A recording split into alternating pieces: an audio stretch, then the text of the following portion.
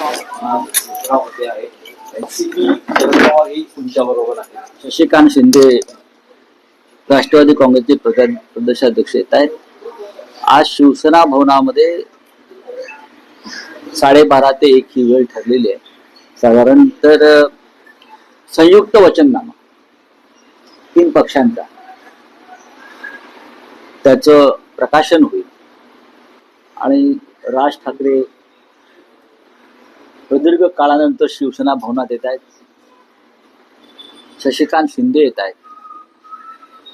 उद्धवजी आहेतच आणि ते पत्रकारांशी संवाद साधतील असा प्रकारचं आहे. आणि त्यानंतर आज काल आपण पाहिलं असेल की उद्धवजीने अनेक शाखांना भेटी दिल्या. सभांबरोबर शाखांना भेटी द्यावं. मग शिवसेना असेल किंवा मनसेच्या शाखा असतील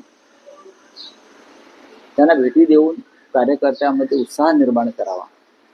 शाखा भेटी ही एक छोटी सभाच असते. तर माननीय उद्धवजी आणि राज्य या दोघांनीही हे ठरवलंय की जसा वेळ मिळेल सभा आणि दौऱ्यातून त्यानुसार मुंबईतील शाखांना भेटी द्यायच्या.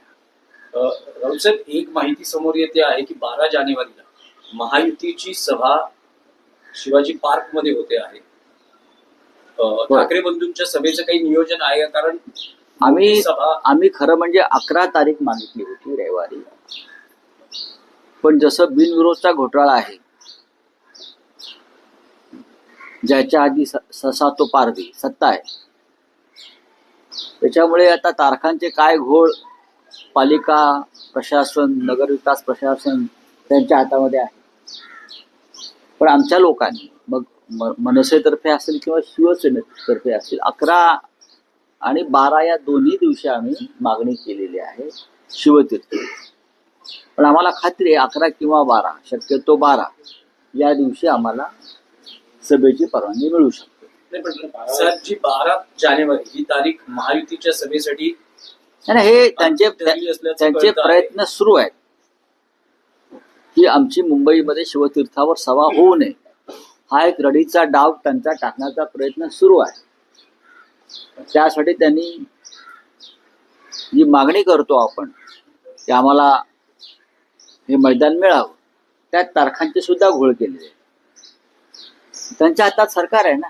राऊतसाहेब, प्रश्न हा आहे की समजा जर 12 तारखेला महायुती सभा होणार असेल तर मग ठाकरे बंधूंची संयुक्त सभा होईल ना. एवढी मोठी मुंबई आमची आहे. ती मुंबई काय महायुतीच्या बापाची आहे, बापजाद्यांची आहे का? उपऱ्यांची आहे का? भ्रष्टाचारांची आहे का? मुंबईवर गेल्या 60 वर्षापासून ठाकरेंचंच राज्य आहे, शिवसेनेचंच राज्य आहे जवळजवळ बाळासाहेब ठाकरेंपासून आतापर्यंत.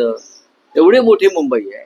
पण शिवतीर्थाला एक महत्व आहे, नक्कीच शिवतीर्थाला एक महत्व आहे. आणि त्याच्यामुळे जे महायुतीचे मुंगळे बरं का, जे सत्तेच्या गुळाला चिटकून बसलेले आहेत, त्यांचा तो प्रयत्न आणि डाव ते सुरू आहेत की आम्हाला शिवतीर्थावर सभा घेता येऊ नये. पण आम्ही कायद्याच्या चौकटीत राहून मागणी केलेली आहे आणि त्या संदर्भात निर्णय येईल. राऊतसाहेब, मुंबईतील ठाकरे बंधूंच्या युतीच्या उमेदवारांचं सगळं आपण एकूण समीकरण बघितलं तर संपूर्ण मुंबईत आश्चर्य व्यक्त होत आहे की जे किरीट सोमय्या, जे उद्धव ठाकरेंचे, संजय राऊतांचे, शिवसेना उभाटाचे कट्टर विरोधक, महाराष्ट्राचे कट्टर विरोधक टीकाकार म्हणून बघितले जातात. किरीट सोमय्या हे महाराष्ट्राचे कट्टर विरोधक. नील सोमय्या यांच्या समोर शिवसेने उभाटानं उमेदवार दिलेला नाही. एनसीपीला ही जागा सोडली, एनसीपीचा अर्जही बाद ठरलेला. अशा वेळेस नील सोमय्या हे आता विरोध आपल्याकडे तशी माहिती फार कमी आहे. मुळात किरीट सोमय्या हे फक्त शिवसेनेची किंवा ते महाराष्ट्राचे शत्रू आहे. ते महाराष्ट्राचे शत्रू आहेत पूर्णपणे. ते महाराष्ट्र द्वेष्टे आहेत, मराठी द्वेष्टे आहेत. आणि अशा महाराष्ट्राच्या दुश्मनांना निवडणुकीच्या रिंगणात भाजप आणत असेल तर भारतीय जनता पक्षाचे मनसुबे स्पष्ट होत आहेत. किरीट सोमय्यांची आतापर्यंतच्या सगळ्या भूमिका या महाराष्ट्र विरोधी आहेत. त्यांनी शालेय शिक्षणामध्ये मराठीलाही विरोध केला होता, मराठी सक्तीला. लक्षात घ्या, त्यासाठी ते उषा मेहतांबरोबर कोर्टात गेले होते. इथून सुरुवात करा. महाराष्ट्रातले अनेक मराठी उद्योजक, मराठी राजकारणी यांच्या विरोधात त्याने अमित शहाच्या सांगण्यावरून मोहीम उघडली. त्यातून आम्ही बाहेर पडलो सगळे. आणि भारतीय जनता पक्षात हे सगळे भ्रष्टाचारी गेल्यावरती किरीट सोमय्याचं तोंड शिवलं गेलं. आता प्रश्न वॉर्ड क्रमांक 107 बरोबर, मुलुंडचा वॉर्ड क्रमांक 107 जिथे तुम्ही हा प्रश्न विचारला, जागा वाटपात त्या जागेचा आग्रह आणि हट्ट हा राष्ट्रवादी काँग्रेस शरद पवार यांनी केला. आम्ही त्यांना सांगितलं की ती जागा अत्यंत नाजूक आहे, आम्हाला ती लढणं गरजेचं आहे, पण आमच्याकडे चांगले उमेदवार आहेत, आपण सगळे मिळून ती जागा जिंकू. मग शेवटी नाईलाजानं आम्ही ती जागा त्यांच्याकडे दिली, त्यांच्या कोणी कार्यकर्त्याला त्यांना उमेदवारी दिली. पण आम्ही सगळ्यांनी ठरवलं की राष्ट्रवादी काँग्रेसच्या उमेदवाराच्या मागे आपण उभं राहायचं. पण नेहमीप्रमाणे जो बिनविरोध घोटाळा झाला त्यात 107 वॉर्ड सुद्धा त्या घोटाळ्यात सामील झाला. आता त्यानंतर हे मुलुंडचे नागडे पोपटलाल बिनविरोध बिनविरोध बिनविरोध माझ्या विरुद्ध कोणी नाही असे नाचायला लागले. तसं नाहीये. राष्ट्रवादी काँग्रेसला ती सीट सुटल्यावर आमचे तिकडले कडवट शिवसैनिक, शिवसेनेचे पदाधिकारी राहिलेले दिनेश जाधव यांनी आपला अर्ज तिथे भरून ठेवला. त्यांना भीती होती की काहीतरी गडबड होऊ शकते आणि त्यांचा अर्ज कायम आहे. आणि कालच ते पत्र कुठे आहे, कालच माननीय शिवसेना पक्षप्रमुख उद्धव ठाकरे यांनी दिनेश जाधव हे अधिकृतपणे शिवसेना पुरस्कृत उमेदवार आहेत हे पत्र काल दिलेलं आहे. या आणि आता 107 क्रमांकामध्ये निलेश कोणतो सोमय्यांचे चिरंजीव नील सोमय्या आणि दिनेश जाधव यांच्यात लढत होईल. फक्त दिनेश जाधव यांना मशाल चिन्ह मिळू शकलं नाही, त्यांचं चिन्ह दूरदर्शन संच आहे. पण लढाई काटेकी होणार, लढाई काटेकी होणार, काटेकी टक्कर होणार.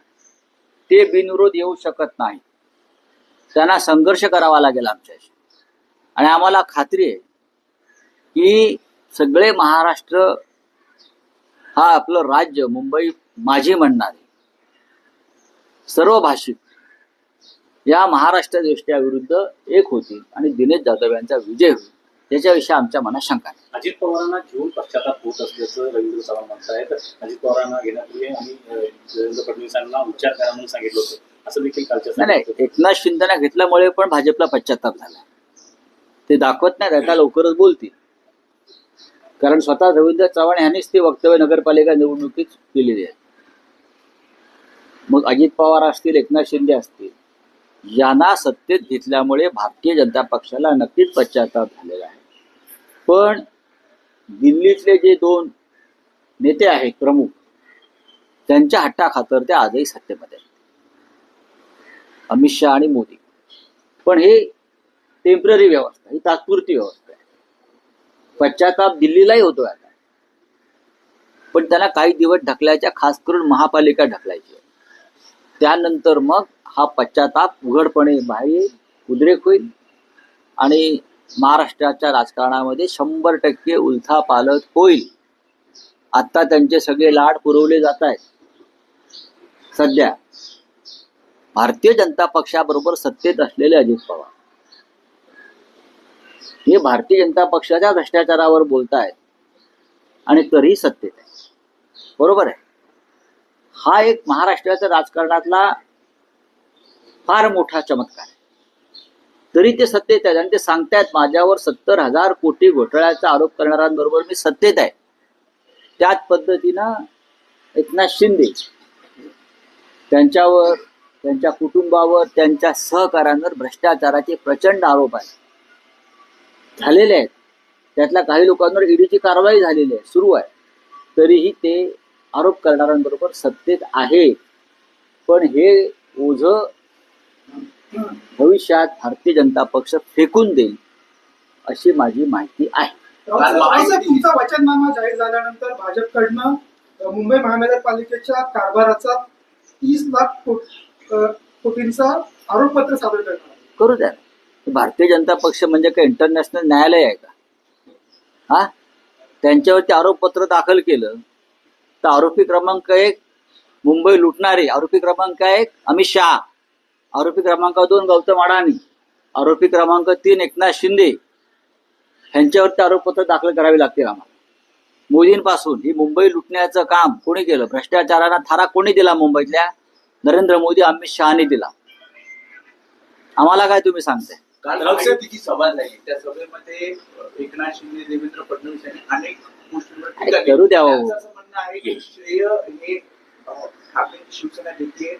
एक पालकांची टोळी जी श्रेय घेण्यासाठी कॅम्पेन करत आहे, पर पब्लिक सब जानती है. ते हेही म्हणतात की मराठी महापूर्व तुम्ही जे आव्हान दिलं हिंदू आणि मराठी. नाही, मग मराठी बोला ना थेट. हिंदू कशाला आणताय मध्ये? मग थेट मराठी का बोलत नाही?